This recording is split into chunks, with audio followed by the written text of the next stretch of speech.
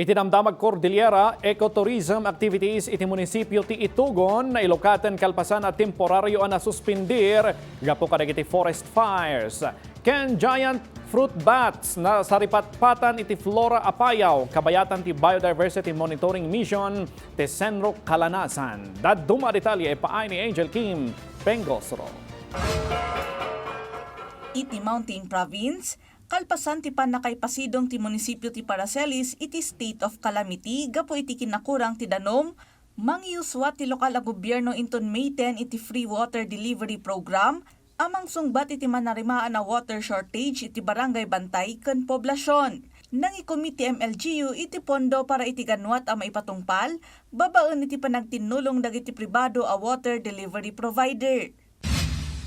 Iti Matbenguet, may palagip nga iti April 20, temporaryo ang nasuspended ti trekking activities kadagiti kabambantayan ti Itugon, gapo kadagiti napasaran a forest fires.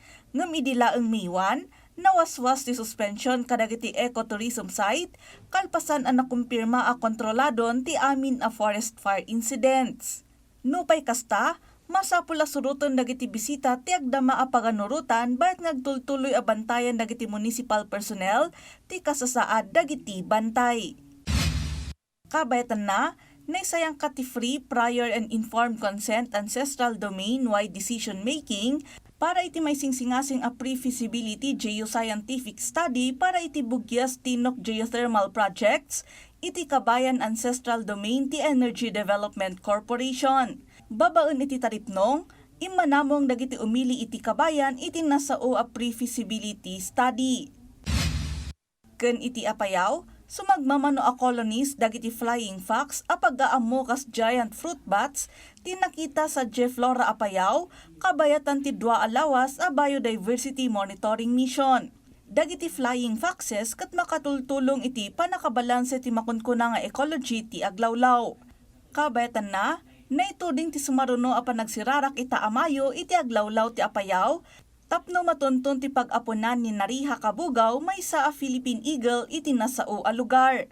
Indawluan ti Philippine Eagle Foundation ti panagsapol iti agila, tapno masalakniban dagiti animal a may bilbilang kas endangered species iti pagilyan.